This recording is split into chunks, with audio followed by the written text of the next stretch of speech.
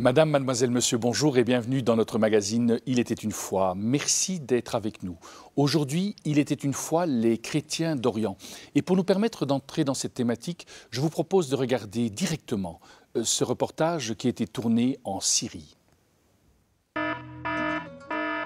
مرحبا، أنا سورية وأنا لساتني عايشة بالشام مع جوزي وولادي وشوي من أهلي. أنا اخترت إني أبقى هون بمدينتي بالرغم من كل أصوات وريحة الحرب المعبية كل شي حوالي. ليش؟ في أسباب كتير خلتني هاخد هذا القرار، بس يمكن السبب الأقوى إنه دمشق أقدم عاصمة مو بس بالعالم وبقلبي كمان. قبل ما نمشي ونروح على محل شغلي بدي ورجيكن هون قدام بيتي آثار قذيفة هاون نزلت من فترة. هي هيك تترك شوية خرمشات على الزفت فما بالك على الإنسان.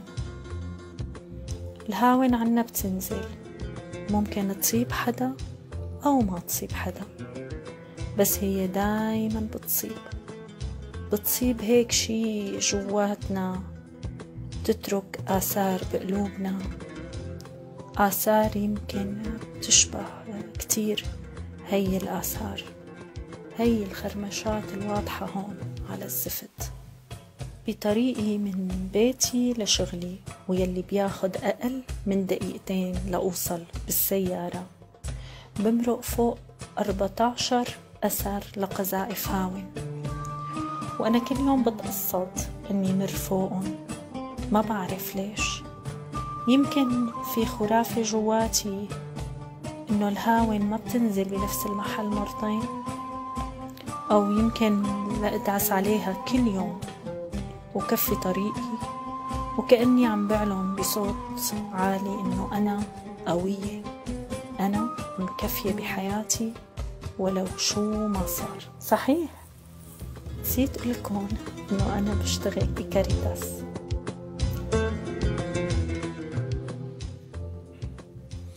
Monseigneur Jean Cocrolls, Christian Canuyer, Père Paul Abounaoum, Jean-Jacques Duré, bonjour et merci à tous d'avoir accepté notre invitation. Monseigneur Jean Cocrolls, vous êtes évêque auxiliaire à Bruxelles. Christian Canuyer, vous êtes professeur à la faculté de théologie de l'Université catholique de Lille et également directeur de Solidarité Orient, la raison de votre présence ici sur notre plateau. Et vous, Père Paul, vous êtes prêtre maronite libanais. Quant à vous, Jean-Jacques Duré, est-il encore besoin de vous présenter puisque vous êtes le directeur des médias catholiques ici en Belgique francophone.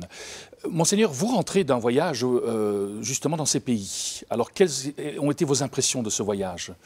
Je reviens en réalité de Jordanie, où j'ai été invité par la Caritas locale. Caritas, qui est une institution catholique qui coordonne l'aide aux réfugiés provenant de plusieurs pays du Proche-Orient, de Palestine, de Syrie, mais aussi d'Irak.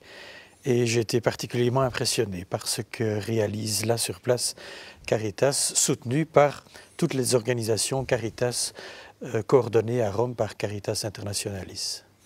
Vous avez eu l'occasion de rencontrer justement des réfugiés lors de votre voyage.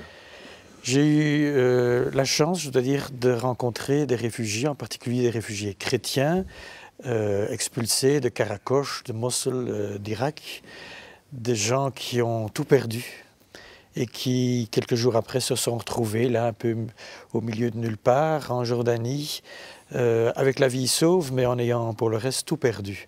Et j'avoue que ces rencontres m'ont particulièrement ému. Christian Canuyer, vous qui êtes justement directeur de Solidarité Orient, je vais arriver à le dire, quelle est pour vous la situation aujourd'hui dans ces pays? Mais vous savez, quand j'ai repris la direction de Solidarité Orient, plus exactement du bulletin en 1994, je dois dire que la situation des chrétiens au Proche-Orient était relativement satisfaisante. Aujourd'hui, on est dans une situation vraiment apocalyptique, au point que certains se demandent si ce n'est pas la survie du christianisme oriental qui est en jeu, surtout dans deux pays, en Irak et en Syrie, où vraiment la situation est catastrophique. Et où ce ne sont pas d'ailleurs seulement les chrétiens qui souffrent, ce sont aussi les autres minorités, Mais je dirais que c'est aussi le monde musulman qui est en grand danger, parce que la folie barbare du Daesh, cet islam voyou et cet islam dévoyé, a un effet extrêmement pervers sur la perception que l'on a de l'islam en tant que tel, du monde musulman. Et c'est donc en réalité des siècles de convivialité, de vivre ensemble, de civilisation, qui sont menacés par la situation actuelle. Et donc, à côté de la grande détresse physique et matérielle qu'évoquait Monseigneur, je dirais qu'il y a aussi une grande dépression identitaire, une dépression des valeurs traditionnelles du Proche-Orient, qui au fond a toujours été un espace beaucoup plus multiculturel et multireligieux que l'Europe, mais qui aujourd'hui s'oriente vers une sorte de profil idéologiquement monolithique qui est mortifère pour tout le monde. Père Paul, vous vous retrouvez dans ce que le professeur vient de dire?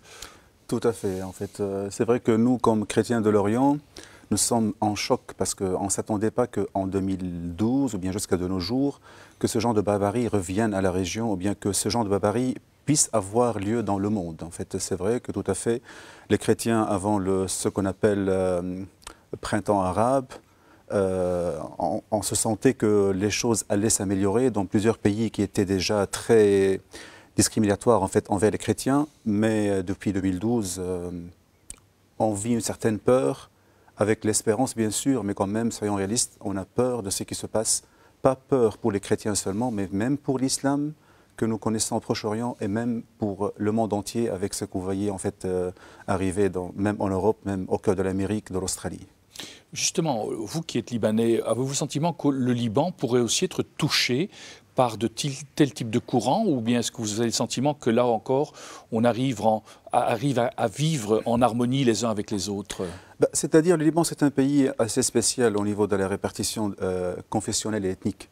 Jusqu'à maintenant, on peut dire qu'on est épargné des grandes actions militaires de l'État islamique, mais il faut dire qu'il y a des régions où cet État islamique a des alliés flagrants et qui sont actifs. Du côté de Baalbek, dans certains petits villages, du côté de Tripoli. Donc en général, dans le milieu sunnite du pays. Mais ceci dit, il faut savoir qu'ils n'ont pas pu avoir des alliés facilement comme dans d'autres pays. Parce que le sunnisme libanais refuse cette mentalité et ne se trouve pas vraiment d'accord avec ce courant ou bien cette mentalité d'État islamique horrible. Mais je ne veux pas simplifier. Oui, on a peur. Parce que l'armée libanaise n'a pas les moyens de faire face. Et ces gens-là n'ont pas peur de la mort, ils veulent mourir, donc on a trop peur, ça c'est vrai. Monseigneur, dans les personnes que vous avez rencontrées, vous avez aussi le sentiment qu'elles étaient habitées par cette peur? Elles ont eu très très peur et elles continuent à avoir peur et cela motive leur désir de partir loin. La plupart des chrétiens qui ont eu à souffrir de Daesh ne pensent qu'à une chose, c'est d'obtenir l'asile aux États-Unis, au Canada, en Australie, le plus loin possible. Ce qui ferait perdre au Proche-Orient toute sa réalité multiculturelle et multireligieuse, ce qui serait un drame, comme le professeur l'a souligné, non seulement pour le christianisme, mais aussi pour l'islam. Et donc le souci et le souhait du Saint-Siège et des autorités de l'Église, parce que j'ai eu la chance de rencontrer aussi les représentants du Saint-Siège à Amman, font tout pour convaincre les chrétiens de rester au Proche-Orient. Et il faut trouver les moyens de les aider pour y rester et maintenir cette présence séculaire du christianisme au Proche-Orient.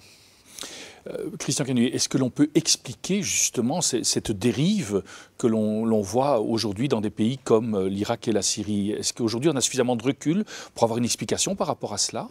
C'est-à-dire que c'est un mouvement qui a commencé, on peut dire, au lendemain de la Seconde Guerre mondiale déjà.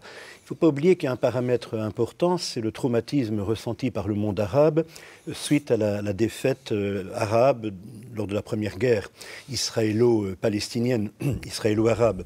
Le traumatisme constitué par l'humiliation du peuple palestinien, la spoliation du peuple palestinien, a provoqué une onde de choc très durable dans le monde arabe qui a nourri des éléments de ressentiment vis-à-vis de l'Occident, vis-à-vis de l'Europe, vis-à-vis du moderne modèle occidental qui soutenait de façon indifférenciée l'État d'Israël. Et puis, il y a eu cette montée en puissance de l'islamisme politique, qui était une sorte de réponse. Vous savez, dans la première moitié du XXe siècle, le monde arabe a été traversé par un grand idéal qui était celui de l'arabisme, dans lequel les chrétiens avaient leur place, puisque les chrétiens du monde arabe sont arabes.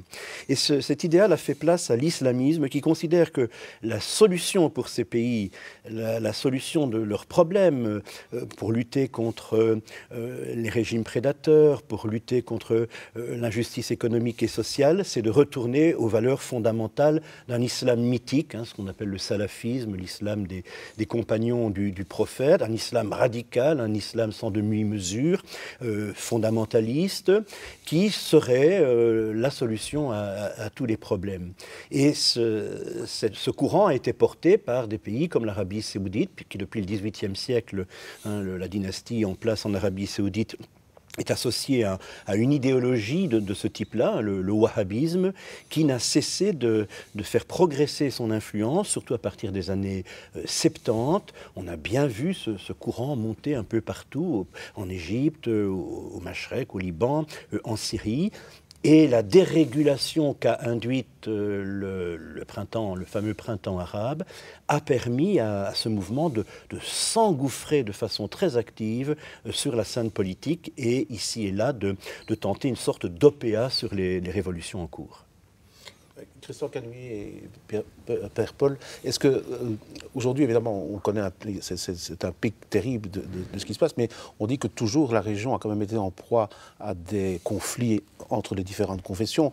On reprend la guerre du Liban, qui était quand même une guerre entre confessions, les Druzes, les chrétiens, les musulmans. Certains parlent aussi que le début de la persécution des chrétiens a commencé avec le génocide arménien en 1914. Vous partagez cette vue et que ça s'est amplifié par la suite ?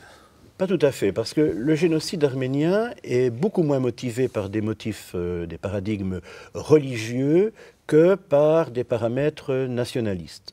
Le génocide des Arméniens est le fait d'un État turc qui se construit selon un modèle national inspiré d'ailleurs du nationalisme européen, un modèle national dans lequel il n'y a pas de place pour les minorités allogènes, que ce soit les chrétiens, arméniens ou syriaques, que ce soit les Kurdes d'ailleurs, puisque au fond, après le génocide arménien, il y a eu cette lutte qui continue jusqu'à aujourd'hui entre les Kurdes de Turquie et l'État central, l'État d'Ankara, sans oublier la lutte que mène ce régime turc contre les Alévis, qui sont une minorité religieuse musulmane de tendance plus ou moins chiite, qui est très discriminée actuellement en Turquie.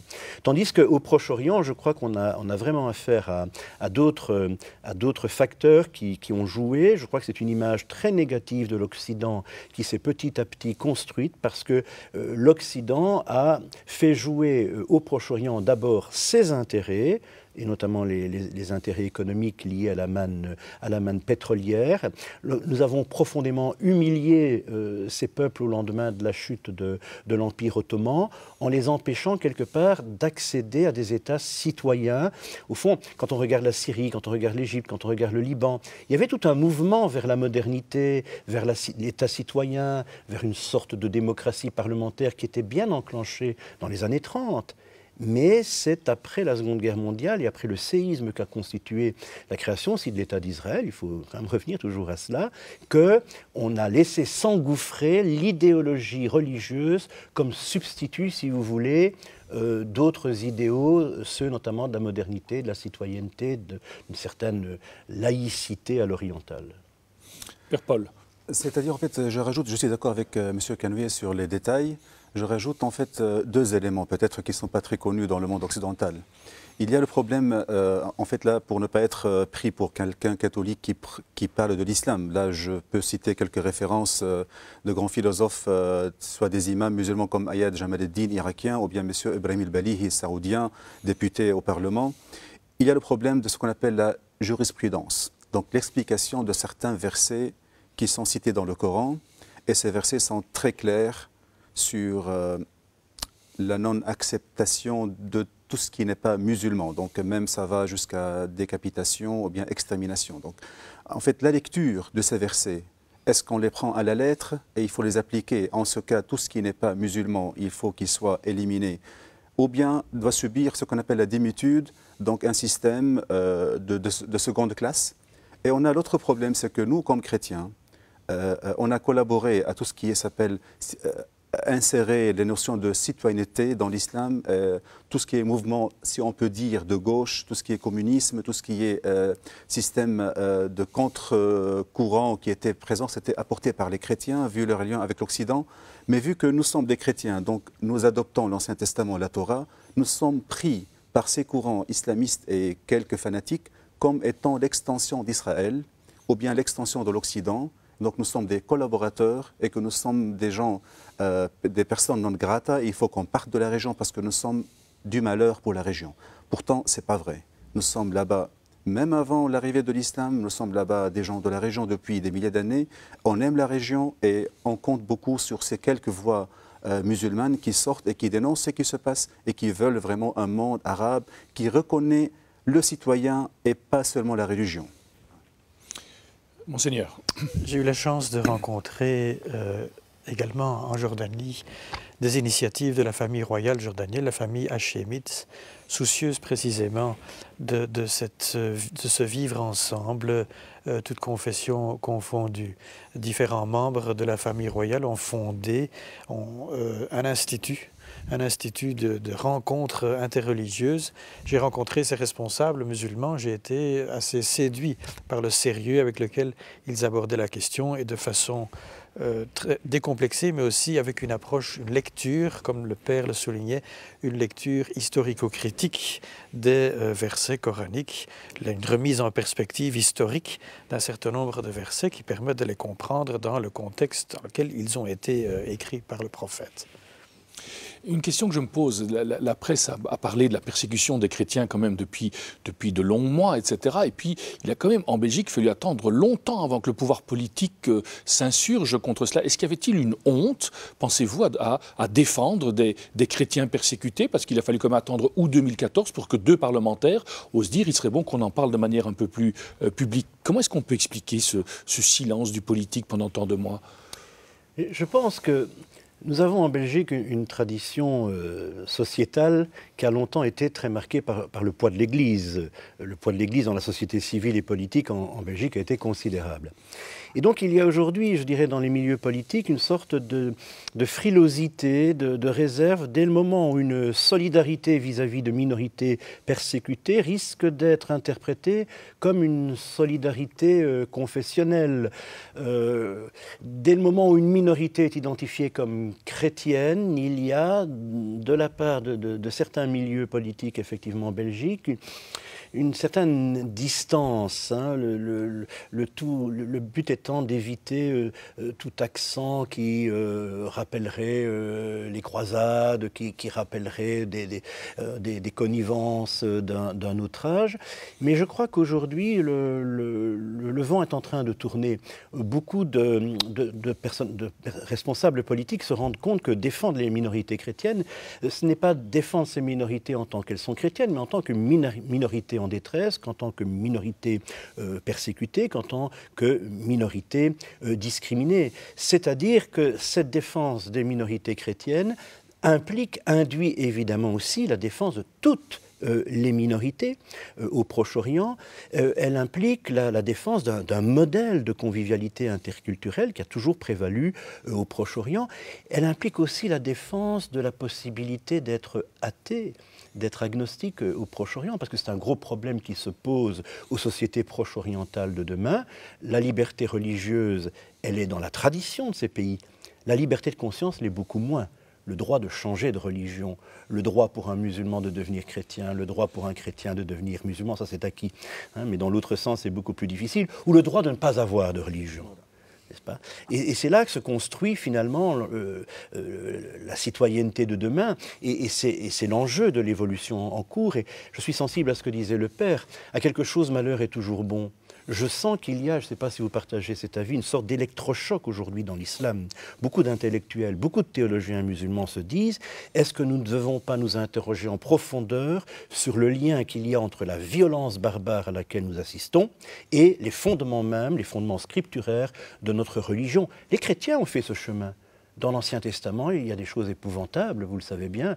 L'abbé Pierre disait que le Deutéronome était un livre génocidaire, il n'avait pas tout à fait tort, mais ça a été le grand souffle de Vatican II, de revisiter nos traditions, de revisiter le côté fondateur de la violence qu'avaient certains de nos textes. Et je crois que l'islam est appelé à faire ce travail douloureux, difficile, mais peut-être que la barbarie du Daesh, finalement, enfantera ce travail salutaire pour l'islam aussi.